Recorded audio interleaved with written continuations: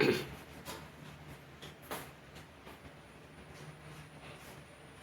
are looking into the metal carbonides. കഴിഞ്ഞ ക്ലാസ്സിൽ നമ്മൾ പറഞ്ഞ മെറ്റൽ കാർബണൈഡ്സിന്റെ പ്രിപ്പറേഷനെ പറ്റിയാണ്. ഇന്ന് രണ്ട് മെത്തേഡ് നമ്മൾ പറഞ്ഞു. ഒന്നെന്തായിരുന്നു? ഒന്ന് direct combination of metal and carbon monoxide. നമ്മൾ നിക്കൽ കാർബണൈലും അയൺ കൊബാൾട്ട് കാർബണൈലും ഉണ്ടാക്കുന്ന മെത്തേഡ് കണ്ടു. പിന്നെ അടുത്ത പറഞ്ഞത് എന്തായിരുന്നു? Reductive carbonylation. That is a metal salt or complex water, it may be reduced in the presence of carbon monoxide. And we have seen a few examples. The reducing agent may be a metal like aluminum. For example, നമ്മൾ കണ്ട അലുമിനിയത്തിന്റെ കേസിൽ എന്തായിരുന്നു? Chromium ക്ലോറൈഡും അലൂമിനിയവും കാർബണോക്സൈഡും കൂടി ചേർന്നിട്ട് benzene മീഡിയത്തിൽ chromium CrCO6 ഉണ്ടാകുന്ന reaction നമ്മൾ കണ്ടു കഴിഞ്ഞു. അതേപോലെ വേറെ കണ്ടെത്തായിരുന്നു? Where carbon monoxide itself acts as reducing agent. In that case, നമ്മൾ കണ്ട എക്സാമ്പിൾ എന്തായിരുന്നു? Re2O7 കാർബൺ മോണോക്സൈഡ് റിയാക്ട് ചെയ്യുമ്പോൾ Re2CO10 ആയി മാറിയ റിയാക്ഷൻ ആണ്. ഒരു റിയാക്ഷൻ കൂടി വേണമെങ്കിൽ പറയാം നമുക്ക്. That is the preparation of ruthenium കാർബണൈഡ്.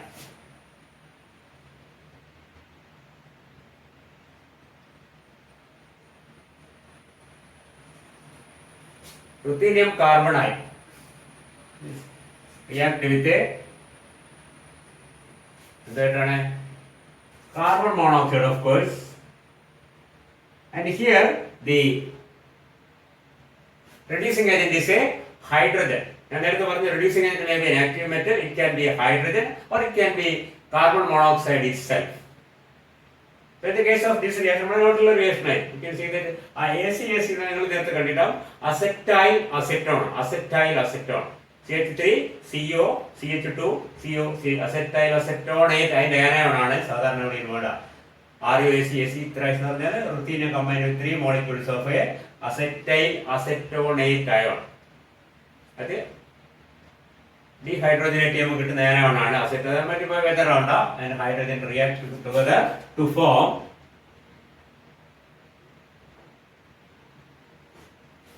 എന്തുണ്ടാണ്ടത്?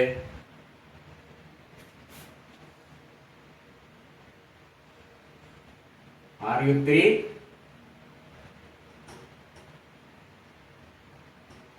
CO12. Ru3 CO12. So you can see that 3 of these molecules will react with 12 molecules of a carbon monoxide to form Ru3 CO12. And what is the product left behind? That is the acetyl acetone. There are 9 molecules of a ACAC. നമ്മുടെ acetyl അസറ്റോണിനെ ശ്രദ്ധിക്കാൻ പറ്റുമെങ്കിൽ വേദനാണ്. Acetyl അസറ്റോണിനെ acetyl acetone എന്ന് പറഞ്ഞാൽ ഇതാ CH3 COH CH CO CH3 ഇതാണ് സാധനം. അല്ലെങ്കിൽ നമുക്ക് ഇതിന്റെ വേറെ വിധത്തിൽ എഴുതാം. നിങ്ങൾ ശ്രദ്ധിക്കുന്നുണ്ടെങ്കിൽ മനസ്സിലാക്കാം. CH3CO CH2 CO CH3 ഇത് എഴുതാം. ഇതിന്റെ ഇനോട് ഫോമാണ്, മറ്റേ കീറ്റോ ഫോമാണ്. ഇത് അയണൈസ് ചെയ്ത് കഴിഞ്ഞാൽ ഇതാ ഇങ്ങനെ മാറും. ഇതാണ് acetyl acetonate ion. It is a mono negative ion and 3 set things. Ruthenium 3 ആണ് ഇത്. അപ്പോൾ 3 എണ്ണം കൂടി ചേർന്നിട്ടാണ് ഈ കോംപ്ലക്സ് ഉണ്ടാവുന്നത്. അപ്പൊ നമ്മൾ ACAC എന്ന് എഴുതി കഴിഞ്ഞാൽ ഇതാണ് ACACH എന്ന് എഴുതി കഴിഞ്ഞാൽ ഇവിടെ H വരുന്നു. അത്ര അതിനെ പറ്റി ആലോചിച്ചാൽ മതി. Don't worry. Acetyl acetonate ion and it's acetyl acetone and it's conjugate base. ACAC എന്ന് പറഞ്ഞാൽ അതിന് കോൺജുഗേറ്റ് ബേസ് ആണ്. That is removal of 1 proton. Okay, പറഞ്ഞു ക്ലിയർ ആവുന്നില്ല. And you can see that in this reaction എത്ര hydrogen വേണ്ടി വരും നമുക്കറിയാം. 9 അസറ്റോൺ ഉണ്ട്. അപ്പോൾ ആണെങ്കിൽ you can write down 9/2 hydrogens. Okay, 9/2 എന്ന് എഴുതാം. there are 3 into 3 9 acetylacetonated molecule and all this one need 1 hydrogen, so there should be 9/2 hydrogens. Equation balance ചെയ്യാൻ പറ്റി അധികം വേദന ആവശ്യമൊന്നുമില്ല. Anyway, understand that in this reaction hydrogen is acting as the reducing agent. In the previous case carbon monoxide was acting as reducing agent. In the first case aluminum was acting as the reducing agent. മൊത്തത്തിൽ these reactions are known as a reductive carbonylation. Reduction and carbonylation, that is why it is called a reductive carbonylation.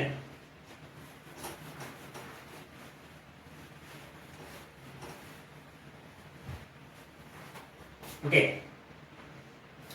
മൂന്നാമത്തെ method എന്ന് പറയുന്നത് that is a thermal or photo chemical reactions.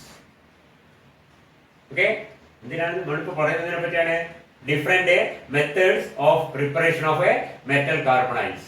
ഒന്നാമത്തെ method പറഞ്ഞത് എന്തായിരുന്നു? Direct combination. രണ്ടാമത് പറഞ്ഞത് reductive carbonylation. മൂന്നാമത്തേത് thermal or photo chemical reactions. Especially polynuclear carbonyls are prepared from the corresponding mononuclear carbonyls by this method. Clear? Polynuclear carbonyls from the corresponding mononuclear carbonyls are usually obtained by thermal or photochemical means. നമ്മളിപ്പോ കണ്ട സാധനം തന്നെ നോക്കിയേ. Ru3CO12, that's a polynuclear carbonyl. Fe2CO9, that's a polynuclear carbonyl, isn't it? Fe3CO12, OS4CO12, ഇതൊക്കെ എന്താണ്? All are polynuclear carbonyl. Many such carbonyls, എല്ലാമില്ല, many of the such carbonyls can be obtained from the corresponding mononuclear. For example,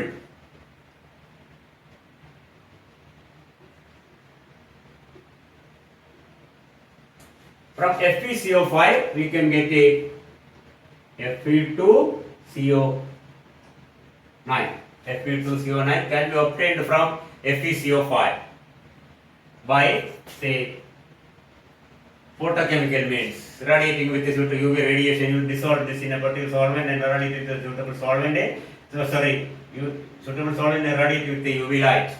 Or light of the required wavelength, you can see that it is converted into Fe2CO9 plus CO. So 2 FeCO5 will give it 1 Fe2CO9. ഇപ്പോൾ നമ്മൾ ശ്രദ്ധിക്കേണ്ട ഒരു കാര്യം, ഇതിൽ വരുന്നില്ലെങ്കിലും ഇവിടെ നമ്മുടെ 80 electron rule അപ്പോഴും ബാധകമാണ്. കാരണം നമുക്കറിയാം, ഇതിൽ നിന്ന് ഒരു CO പുറത്തേക്ക് പോയി. എന്നിട്ട് എങ്ങനെയാണ് ശരിയാവുന്നത് ഇതിന്റെ നമ്പർ? നമ്മുടെ ടോട്ടൽ മെറ്റലിന്റെ ഇലക്ട്രോൺ, ടോട്ടൽ സിയോന്റെ ഇലക്ട്രോൺസ് എല്ലാം കൂടി കൂട്ടി കഴിഞ്ഞാൽ ശരാശരി മെറ്റലിന് എത്ര കിട്ടണം? 18 ഇലക്ട്രോൺ കിട്ടണം. അങ്ങനത്തെ ഒരു കേസിൽ രണ്ടെണ്ണം ചേർന്നിട്ട് ഒരെണ്ണം ഒരു കാർബൺ മോണോക്സൈഡ് പുറത്തേക്ക് 2 ഇലക്ട്രോൺ പോയില്ലേ? ആ 2 ഇലക്ട്രോൺ ഇതിനോട് ഇവിടുന്ന് അങ്ങനെ അവിടുന്ന് മേക്കപ്പ് ചെയ്യുന്നത്, അത് മേക്കപ്പ് ചെയ്യാനാണ് എന്തുണ്ടാക്കുന്നത്? Metal bond. You can see the metal bond correspond to 2 electrons. ശ്രദ്ധിക്കുക, FeCO5 നമ്മൾ ഇലക്ട്രോൺ കൗണ്ട് എടുത്ത് എങ്ങനെ കിട്ടും? ഇവിടെ പറയണ്ടല്ല, മനസ്സിലാക്കൊണ്ട് പറയുന്നത്. FeCO5 ഇലക്ട്രോൺ കൗണ്ട് എടുത്തു കഴിഞ്ഞാൽ Feയുടെ 8 എന്ന് പറഞ്ഞാൽ D6S2. പിന്നെന്താണ്? 5 CO-ന്റെ 10 കിട്ടും 18. ഓക്കെ, Fe2CO9 ആയാലോ 8 കിട്ടും 16, ഇതിന് 18 അല്ലേ? അയാളുടെ 2 8 കിട്ടും 16, 9 × 2 18, 16 34, അതായത് 36 വേണം. ഈ രണ്ടെണ്ണം കിട്ടുന്നത് എന്താണ്? രണ്ടെണ്ണം കിട്ടുന്നത് ഒരു മെറ്റൽ ബോണ്ടിൽ നിന്നാണ്. നേരത്തെ പറഞ്ഞ മെറ്റൽ ബോണ്ട് ഓരോ മെറ്റലിന് ഓരോ ഇലക്ട്രോണിന്റെ ലാഭം ഉണ്ടാകും. മൊത്തത്തിൽ it represent a gain of 2 electrons. So 16 + 18 + 2 from the metal bond will come to 36/2 will again come to 8. നമ്മൾ നേരത്തെ കണ്ടത്. അപ്പൊ പെട്ടെന്ന് സംശയം വേണ്ടി കാർബൺ മോണോക്സൈഡ് പുറത്തു പോയാലും ഇതിന്റെ ഇലക്ട്രോണിന്റെ ആവശ്യം, മെറ്റലിന്റെ 18 ഇലക്ട്രോണുള്ള ആവശ്യം അപ്പോഴും പൂർത്തീകരിക്കപ്പെടുകയാണ്. എങ്ങനെയാണ്? By forming a metal bond. അപ്പൊ എത്രത്തോളം കൂടുതൽ പോളിമറൈസ് ചെയ്യുന്ന കാർബൺ മോണോക്സൈഡ് പുറത്തു പോകുന്നോ അത്രയും കൂടുതൽ അതിനെന്തുണ്ടാവും? അടുത്ത് നോക്കിയാൽ നിങ്ങൾ Fe3 ആകുമ്പോഴത് Fe3CO12. ഇവിടെ നോക്കിയേ, ഒരു മെറ്റൽ ശരാശരി എത്രയേ ഉള്ളൂ? 4 CO മാത്രമേ ഉള്ളൂ. ഒരു മെറ്റലിന് എത്ര വേണം? 5 CO വേണം. എന്തിന് 18 ഇലക്ട്രോൺ കിട്ടാൻ വേണ്ടി. Each metal Fe3CO12 is equal to 1 ion getting only 4 COs. ഒരു സിയോന്റെ കുറവുണ്ട്. ഒരു സിയോന്റെ കുറവ് എത്രയാണ്? 2 ഇലക്ട്രോണിന്റെ കുറവുണ്ട്. 2 ഇലക്ട്രോണിന്റെ കുറവ് 3 അയണും കൂടി മൊത്തം എത്ര ഇലക്ട്രോണിന്റെ കുറവുണ്ടാവും? 6 ഇലക്ട്രോണിന്റെ കുറവുണ്ടാവും. അപ്പൊ സ്വാഭാവികമായിട്ട് എന്തുണ്ടാവും? അതില് 3 മെറ്റൽ ബോണ്ട് വരും. മനസ്സിലായില്ല? അങ്ങനെയാണ് അത് മേക്കപ്പ് ചെയ്യുന്നത്. നമുക്ക് കുറച്ച് കാണാം. അത് പറഞ്ഞ് ക്ലിയർ അല്ലേ? നമ്മളിപ്പോ പഠിക്കുന്നത് മെത്തേഡ് ഓഫ് പ്രിപ്പറേഷൻ ആണ്.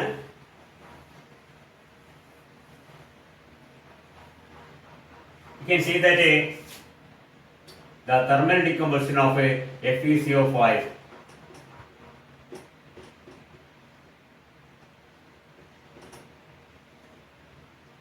see, there is another example for this is photochemical, this is thermal. അപ്പോൾ എന്താണ്? A mononuclear carbonyl is converted into a polynuclear carbonyl by this method. കൂടുതൽ എക്സാമ്പിൾസ് നോക്കാൻ ആവശ്യമൊന്നുമില്ല. നമ്മൾ different methods of preparation of carbonyls എന്ന് പറഞ്ഞിട്ടുണ്ട്. അതിൽ 3 method നമ്മൾ പഠിച്ചു. ഒന്ന് ഡയറക്റ്റ് കോമ്പിനേഷൻ, മറ്റേത് very important method is reductive carbonylation, and of course the third method is photochemical or thermal methods by which ഇതിൽ വളരെ ഇതിന്റെ ഇത് ആപ്ലിക്കേഷൻ ലിമിറ്റഡ് ആണ്. കാരണം a mononuclear carbonate can be converted into polynuclear carbonate. May be എല്ലാ കേസും നടക്കണമെന്നില്ല. May be converted into a polynuclear carbonate by thermal or photochemical means. An example, one or two examples also you should remember. Okay, അവിടെ നമ്മുടെ ഇത് കഴിഞ്ഞു. Methods of preparation കഴിഞ്ഞു.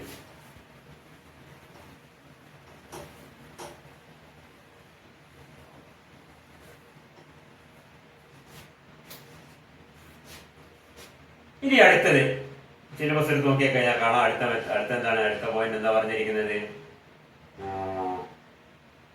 Structure of A carbonyls ഒരു വാക്കാണ്. Structure of metal carbonyls. ഇതിനെപ്പറ്റി അധികം നമ്മൾ ബോധനേണ്ട ആവശ്യമില്ല. കാരണം ഓരോന്നോരോന്ന് സ്ട്രക്ചർ നമുക്ക് മനസ്സിലായിക്കൊണ്ടിരിക്കും. Anyway, understand that there is definite structure, of course, for all carbonyls, and very simple carbonyls, especially mononuclear carbonyls. Mononuclear carbonyls മിക്കവാറും of the formula MCO4 ഉണ്ടാവാം, MCO5 ഉണ്ടാവാം, MCO6 ഉണ്ടാവാം. ഇത് കൂടുതൽ മോണോനുക്ലിയർ കാർബണൈഡ്സിന്റെ formula say MCO4 or MCO5 or MCO6. അതിൽ കൂടുതൽ വരുന്നത് വളരെ അപൂർവമാണ്. പിന്നെ ബാക്കിയിൽ വരുന്നത് എന്താണ്? പോളിന്യൂക്ലിയർ കാർബണൈഡ്സ്. MCO4 വരുന്നത് വളരെ അപൂർവമാണ്. നമുക്ക് വളരെ ഫെമിലിയർ ആയതാണ് NiCO4. MCO5 വരുന്നത് എന്താണ്? ഏറ്റവും ഫെമിലിയർ ആയതാണ് FeCO5. ആൻഡ് MCO6 ഇഷ്ടം പോലെ ഉണ്ട്. വനേഡിയം ഉണ്ട്, ക്രോമിയം ഉണ്ട്, മോളിബ്ഡിനം ഉണ്ട്, ടങ്സ്റ്റൺ ഉണ്ട്. ക്രോമിയം, മോളിബ്ഡിനം, ടങ്സ്റ്റൺ താഴെ വരുന്ന all these forms a MCO6. Vanadium കേസിൽ ഒരു കാര്യം കൂടി പറഞ്ഞിട്ട് എന്താണ്? Vanadium carbonyl is the only carbonyl which does not only binuclear carbonyl which does not obey the 18 electron rule. അതിൽ 17 ഇലക്ട്രോൺ വനേഡിയത്തിന്റെ 5 ഇലക്ട്രോണും. വനേഡിയത്തിന്റെ കോൺഫിഗറേഷൻ എന്താണ്? സ്കാൻഡിയം ടൈറ്റാൻ, തേർഡ് എലമെന്റ് ആണ്. Scandium Titan D3S2 5 electrons plus 12 electrons. 5 plus 12 is 17 electrons only is in the case of a vanadium hexacarbonate, and that's why it acts as a strong oxidizing agent. It gets reduced into VCO6 minus easily. ഇതൊക്കെ നമ്മൾ നേരത്തെ പറഞ്ഞു. VCO6 minus ആകുമ്പോഴത് എന്തായി? 18 electrons ആയി കഴിഞ്ഞു. ഇപ്പൊ വളരെ safe ആയി. എനിവേ, അതല്ല ഇവിടുത്തെ പ്രശ്നം എന്താണ്? ഇതിനൊക്കെ ഇവിടെ വനേഡിയം ഉണ്ട്, ക്രോമിയം, മോളിബ്ഡിനം, ടങ്സ്റ്റൺ. ഇതിൽ ക്രോമിയം, മോളിബ്ഡിനം, ടങ്സ്റ്റണും മൂന്നും എന്താണ്? ഒരു ഗ്രൂപ്പിൽ വരുന്നതാണ്. CrCO6. കാരണം CR കോൺഫിഗറേഷൻ എന്താണ്? D4S2 ആണ്. 6 ഇലക്ട്രോൺ ഉണ്ട്. 6 ഇലക്ട്രോൺ കഴിഞ്ഞ് 12 വേണം. അപ്പോൾ 6 കാർബൺ ഓക്സൈഡ്. മോളിബ്ഡിനത്തിന്റെ താഴെ അതിൽ 6 ഇലക്ട്രോൺ ഉണ്ട്, ഇതിൽ 6 ഇലക്ട്രോൺ ഉണ്ട്, ഇതിൽ 5 ഉള്ളൂ. അതുകൊണ്ടാണ് എന്തായിപ്പോയത്? അത് 17 ആയിപ്പോയത്. നമ്മുടെ പ്രശ്നം ഇതിലൊക്കെ വളരെ വെൽ ഡിഫൈൻ. എന്തായിരിക്കും ഇതിന്റെ ശത്രു നമുക്ക് ആർക്കും പറയാൻ പറ്റും. കാരണം എന്താണ്? ഒരു ആറ്റത്തിന് ചുറ്റും ഇങ്ങനെ കുറെ ഗ്രൂപ്പുകൾ ഉണ്ടെങ്കിൽ അത് that will try to be as far away from each other as possible എന്നൊക്കെ നമ്മൾ പഠിച്ചിട്ടുണ്ട്. ഇവിടെ ലോൺ പെയർ ഇലക്ട്രോൺസ് അങ്ങനത്തെ യാതൊന്നുമില്ല. അതുകൊണ്ട് തന്നെ 4 കാർബൺ മോണോക്സൈഡ് ഉണ്ടെങ്കിൽ 4 തമ്മിൽ വളരെ അകന്ന് എന്താ സ്ട്രക്ചർ ഉണ്ടാവുക? That is of course a tetrahedral structure. 5 ഉണ്ടെങ്കിലോ that is a trigonal bipyramidal structure. And 6 ഉണ്ടെങ്കിലോ that is a octahedral structure. Okay, tetrahedral ആവും, ട്രയാഗണൽ ബൈപിരമിഡ് ആവും. ട്രയാഗണൽ ബൈപിരമിഡ് നമ്മൾ ഗ്രൂപ്പ് തിയറി അനുസരിച്ച് പറഞ്ഞാല് ദാറ്റ് ഈസ് D3H ആവാം, ഇതെന്താവാം, ഇതൊക്കെ തന്നെ പറയാതെ സംശയമില്ല. ഇല്ല, ശരിയല്ല? OH ഗ്രൂപ്പ്, ഇത് D3H, ഇത് TD. എനിവേ, അതിനൊക്കെ വെൽ ഡിഫൈൻഡ് സ്ട്രക്ചേഴ്സ് ഉണ്ട്, നോ ഡൗട്ട്. പിന്നെ വരുന്നത് പോളിന്യൂക്ലിയർ കാർബണൈൽ സ്ട്രക്ചറിനെ പറ്റിയാണ്. ഏറ്റവും സിമ്പിൾ ആയ ഒരു പോളിന്യൂക്ലിയർ കാർബണൈലാണ് Mn2CO10.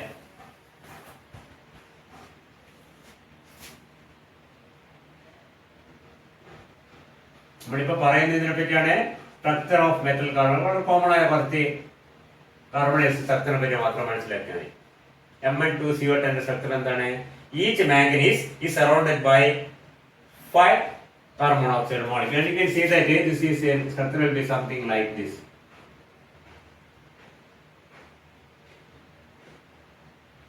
ഇവിടെ ഒരു CO, ഇവിടെ വേറൊരു CO, ഇവിടെ വേറൊരു CO, ഇവിടെ വേറൊരു CO, ഇവിടെ ഒരു Mn,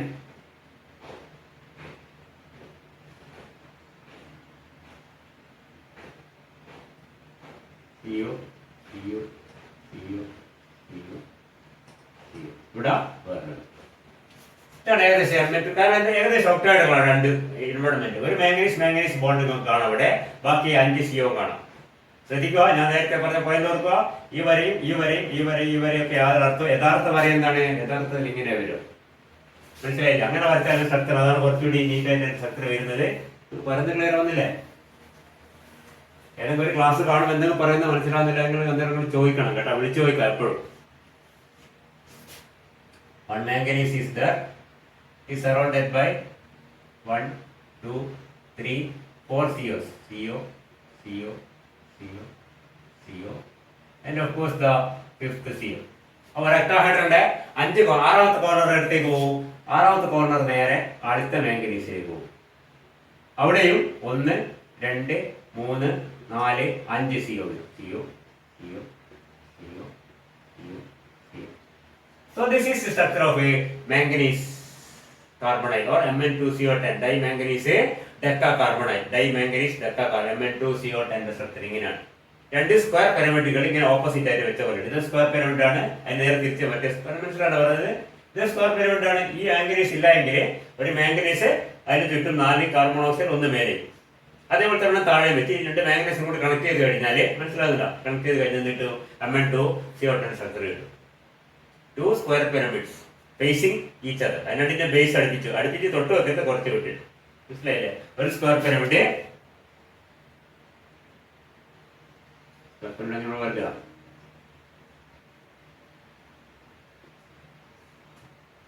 ഈ സ്ക്വയർ പിരമിഡ് മറ്റേ സ്ക്വയർ പിരമിഡ് അടിയിലേക്ക് വെക്കാം. അപ്പൊ അതിന്റെ മൂല ഇപ്പുറത്തേക്ക് വരും. മനസ്സിലായില്ല?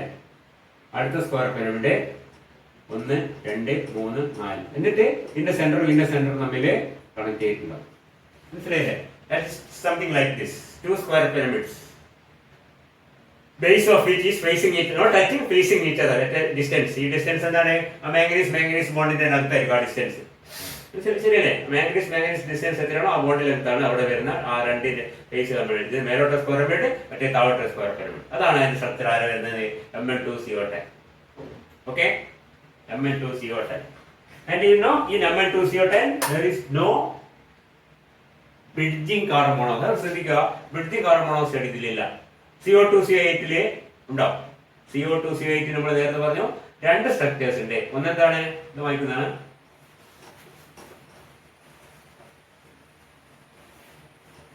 ഒരു സ്ട്രക്ചറെ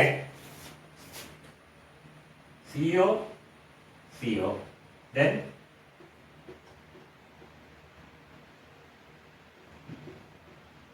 like this. No bridging, only terminal carbon monoxide ligands and 1 CO bond is there. And we can see that if you നമ്മൾ നേരത്തെ 18 ഇലക്ട്രോൺ കൗണ്ട് എടുത്തപ്പോൾ കണ്ടു നോക്കുമ്പോൾ എടുത്തിട്ടുണ്ട്. ഇതാ 4, 8, 8, 16, 16, 7, 23, 23, 7, sorry 16, 9, D7, 25, 25, 9, 34, 34, 2, 36, 36/2 is equal to 80. ശരി? ഓക്കെ, ഇനി വേറെ സ്ട്രക്ചർ കൂടി നമ്മൾ എടുത്തിട്ടുണ്ട്. That is CO. Only 3 carbon monoxide ligands here, another 3 carbon monoxide ligands there, and 2 carbon monoxides as a bridging CO. So these two are this is a mu2CO. Mu2CO means a carbon monoxide bridging 2 metals. mu3CO പറയണം, നമുക്ക് നേരത്തെ കണ്ടിട്ടുണ്ട് നമ്മൾ. അപ്പൊ ഇതും രണ്ടിന്റെ structure എന്ന് പറഞ്ഞു. ചില സൊല്യൂഷനിൽ മറ്റേ സോളിഡ് സ്റ്റേറ്റിലൊക്കെ നമ്മൾ പറഞ്ഞു ഈ 2 സ്ട്രക്ചറും കൊബാൾട്ട് കാർബണൈലിനുണ്ട്. ഈ സ്ട്രക്ചറുണ്ട്, ഈ സ്ട്രക്ചറുണ്ട്. ഇത് അപൂർവ കേസിൽ മാത്രം ഇങ്ങനെ കാണുന്നു. കാർബോണേറ്റിന്റെ കേസിലുള്ള വേറെ കേസ് ഞാൻ കണ്ടിട്ടില്ല, വേറെ ഉണ്ടാവും ചിലപ്പോൾ. മിക്കവാറും വളരെ റെയറാണ്. ഒരു എക്സാമ്പിൾ ആണ് ഈ പറഞ്ഞ 2 സ്ട്രക്ചറിൽ എക്സിസ്റ്റ് ചെയ്യുന്നത്. ഒന്ന് സോളിഡ് സ്റ്റേറ്റ്, മറ്റേത് സൊല്യൂഷനിലുള്ള വ്യത്യാസം മാത്രമേ ഉള്ളൂ. CO2 ഇവിടെ ആകുമ്പോൾ എന്താണ്? ഇവിടെ ആകുമ്പോൾ there are 6 terminal COs and 2 bridging COs. In this structure, all the 8 are terminal COs, no bridging CO. ഈ ബ്രിഡ്ജിങ് വരുമ്പോൾ ഒരു കാര്യം കൂടി ആലോചിക്കും. ഈ ബ്രിഡ്ജിങ് വരുന്നുണ്ടെങ്കിൽ ഒരിക്കലും ഒരു മെറ്റൽ ബോണ്ട് ഇല്ലാതെ അത് ബ്രിഡ്ജ് ചെയ്യാൻ പറ്റില്ല. That is a bridging CO cannot exist without a metal bond between the two. So if a CO is there which binds together two or together two metal atoms, there will be a bond between the two metal atoms. Metal bond വേറെ കാണും. Metal bond ഇല്ലാതെ വെറും CO കൊണ്ട് മാത്രം രണ്ട് മെറ്റലിനെ അടുപ്പിച്ച് നിർത്താൻ മാത്രം അതിന് കഴിവില്ല എന്നർത്ഥം. പറയുന്നത് ക്ലിയർ ആവുന്നുണ്ടോ? So a bridging CO in the absence of an intervening metal bond is not possible. So if a bridging CO is there between two metal atoms, there will be a metal bond between them. അതിനിടയിൽ അതേ സ്ഥലത്തിന് ഒരു metal bond ഉണ്ടായിരിക്കുന്ന നിർബന്ധമാണ്. അല്ലെങ്കിൽ metal bond ഇല്ലാതെ വെറും CO bridging കൊണ്ട് മാത്രം രണ്ട് മെറ്റൽസ് നമുക്കല്ല സ്ട്രക്ചറിൽ അടുപ്പിച്ച് നിർത്താൻ പറ്റില്ല. Clear? So that is a must for a bridging CO. അത് mu2CO ആയാലും mu3CO ആയാലും എത്ര ആയാലും ശരി, ഒരു മെറ്റൽ ബോണ്ട് ഉണ്ട്, അത് തമ്മിൽ മാത്രമേ ബ്രിഡ്ജിങ് നടക്കൂ. കാരണം വളരെ ലളിതമാണ്. കാരണം ഈ CO ബ്രിഡ്ജ് ചെയ്യുന്നത് രണ്ട് ഫുൾ ബോണ്ടൊന്നും ഇല്ല. കാരണം എന്താണ്, അതിന്റെ കയ്യിൽ ആകെ 2 ഇലക്ട്രോൺ ഉപയോഗിച്ച് രണ്ട് മെറ്റലിനെ ബ്രിഡ്ജ് ചെയ്യുന്നത് വീക്ക് ബോണ്ടാണ്. ഈ രണ്ട് ബോണ്ടുകൾ വീക്കാണ്, സ്ട്രോങ് അല്ല. അതുകൊണ്ട് തന്നെ അത് ഉപയോഗിച്ചിട്ട് നമ്മൾ മെറ്റലിനെ അടുപ്പിച്ച് നിർത്താൻ പറ്റില്ല. മെറ്റലിനെ അടുപ്പിച്ച് നിർത്താൻ എന്ത് വേണം? മെറ്റൽ ബോണ്ട് വേണം. മെറ്റൽ ബോണ്ട് ഉണ്ടെങ്കിൽ ചിലപ്പോൾ എന്തുണ്ടാവും, ചിലപ്പം വേണം ബ്രിഡ്ജിങ് CO ഉണ്ടാവണമെന്ന് നിർബന്ധമില്ല. ഇത് നിർബന്ധമില്ല. ഇതുണ്ടെങ്കിൽ ഇത് നിർബന്ധമാണ്, ഇതുണ്ടെങ്കിൽ ഇത് നിർബന്ധമില്ല. അതുപോലെ തന്നെ മെറ്റൽ ബോണ്ട് ഉണ്ടെന്നില്ല, ബ്രിഡ്ജിങ് CO ഇല്ല. പക്ഷെ ബ്രിഡ്ജിങ് CO ഉണ്ടെങ്കിൽ എന്തുണ്ടാവണം? Metal ബോണ്ടേ ഉണ്ടായിരിക്കുകയാണ്. Compulsory for existence of a bridging CO. That is, if there is a carbon monoxide ligand bridging between two metal atoms in a carbonyl, there will be a metal bond between these two metal atoms. Okay.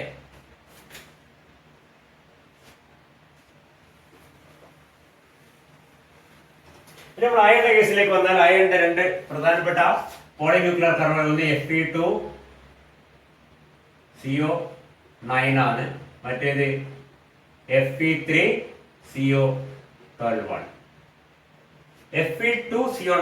Fe2CO9 എന്ന് പറഞ്ഞാൽ there are two iron atoms and 9 carbon monoxide ligands, and we can see that the structure is like this. എന്തായാലും എന്തുണ്ടാവും? Metal bond ഉണ്ടായിരിക്കും. Fe, then comes CO, 1 2 3 COs here, 1 2 3 COs there.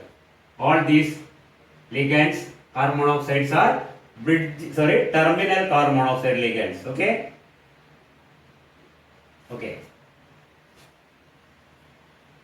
തീർന്നില്ല. ഇനി മൂന്നെണ്ണം ഉണ്ട്. ആ മൂന്നെണ്ണം എന്താണ്? ബ്രിഡ്ജിങ് ആണ്. Bridging between these two ions.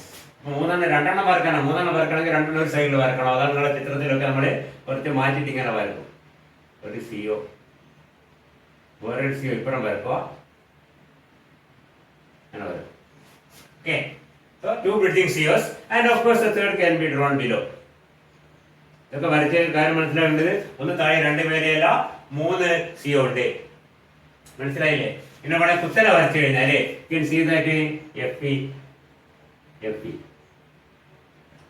CO CO CO CO CO CO, and you can draw one CO. CO നെ വരക്കുന്നില്ല, ഒരു ബ്രിഡ്ജിങ് CO, ഒരു ബ്രിഡ്ജിങ് CO, ഒരു ബ്രിഡ്ജിങ് CO. ഈ മൂന്നെണ്ണം, അതിന്റെ മൂന്ന് ഇക്വിഡിസ്റ്റന്റ് ആയിട്ട് അയണിന്റെ ചുറ്റുമായിട്ടുണ്ടാവും. അപ്പൊ നമ്മൾ ഒരു പ്ലെയിനിൽ ഇങ്ങനെ വരക്കാൻ പറ്റുക. ഒരു CO ഇവിടെ ഉണ്ട്, ഒരു CO ഇവിടെ ഉണ്ട്, ഒരു CO ഇവിടെ ഉണ്ട്, ഒരു CO, 3 + 3 6 terminal COs and 3 bridging COs. ഇങ്ങനെയാണ് Fe2CO9 സ്ട്രക്ചർ വരുന്നത്. Fe2CO9 has 6 terminal COs and 3 bridging COs. Okay. ഇനി അത് Fe3CO12 ആകുമ്പോഴോ, Fe3CO12 ആകുമ്പോൾ നമ്മൾ നേരത്തെ പറഞ്ഞു വീണ്ടും കാർബൺ മോണോക്സൈഡിന്റെ പ്രൊപ്പോർഷൻ കുറയാണ്. കാർബൺ മോണോക്സൈഡിന്റെ പ്രൊപ്പോർഷൻ കുറയുമ്പോഴേ മെറ്റൽ ബോണ്ടിന്റെ പ്രൊപ്പോർഷൻ കൂടുതൽ മെറ്റൽ ബോണ്ട് ഉണ്ടായിരിക്കണം, എന്നാൽ മാത്രമേ അതിന്റെ 18 ഇലക്ട്രോൺസ് ബാലൻസ് ചെയ്യാൻ പറ്റും. പറഞ്ഞാൽ FeCO5 ഓരോ അയണിനും 5 CO ഉണ്ട്. Fe2CO9 ആകുമ്പോൾ ഓരോ അയണിനും 4.5 CO മാത്രമേ ഉള്ളൂ. Fe3CO12 ഓരോ അയണിനും 4 CO മാത്രമേ ഉള്ളൂ. Clear?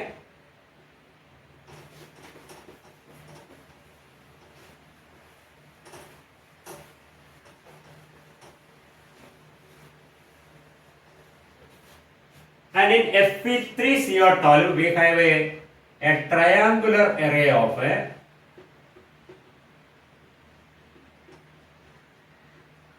3 iron atoms, Fe3.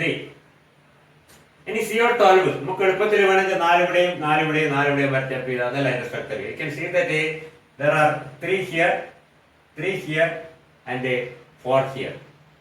And the 2 remaining exist as a metal bridging COs. പറയുന്നത് മനസ്സിലുണ്ടോ? Fe3 പെട്ടെന്ന് ആലോചിക്കും Fe3 വളരെ സിമെട്രിക് ആണ്. Fe3 ഓരോ അയണിനും 4, ഇവിടെ 4 ടെർമിനൽ, ഇവിടെ 4 ടെർമിനൽ, ഇവിടെ 4 ടെർമിനൽ വരച്ചാല് ഓക്കെ നമ്പർ വേറെ സെർച്ച് ചെയ്താൽ ശാസ്ത്രം അങ്ങനെയല്ല. It is same that Fe3CO12 has a 2 bridging COs. അത് ഒന്നിവിടെയല്ല, രണ്ടും ഒരു സ്ഥലത്താണ് കാണുന്നത്. അതായത് ഒരു ബ്രിഡ്ജിങ് CO,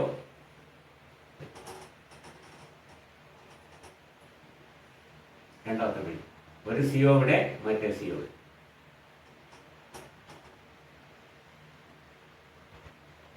ഓക്കെ, ഒരു ബ്രിഡ്ജിങ് CO, രണ്ടാമത്തെ ബ്രിഡ്ജിങ് CO, രണ്ടെണ്ണം പോയി. ബാക്കി 10 അതിൽ ഓഫ്കോഴ്സ് 4 1 2 3 4 ഇവിടെ, 1 2 3 ഇവിടെ, 1 2 3. ഇപ്പൊ 4 3 7 3 10 10 12. It has a 10 terminal CO and a 2 bridging CO. അങ്ങനെയാണ് Fe3CO12 സ്ട്രക്ചർ വരുന്നത്. Fe3CO12 has a 10 terminal carbonyl ligands and only 2 bridging. These two are in between the two same ion. ശ്രദ്ധിക്കുക. അപ്പോൾ 3 3 6 4 3 7 3 12 12 ഇങ്ങനെ വരും. ഓക്കെ,